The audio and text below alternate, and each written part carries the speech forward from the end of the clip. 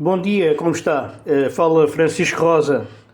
Nós não nos conhecemos, mas eu estou a ligar porque talvez tenha serviços que o podem ajudar no seu negócio. Eu trabalho há 26 anos com empresas como a sua, na área das vendas e da aquisição de clientes.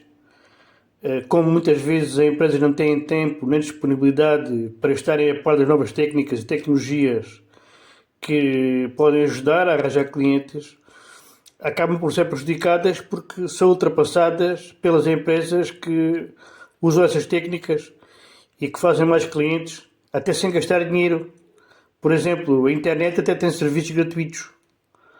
Há empresas que aproveitam, outras que não aproveitam. Você tem interesse em saber se pode aumentar ainda mais as suas vendas aproveitando essas técnicas sem gastar dinheiro?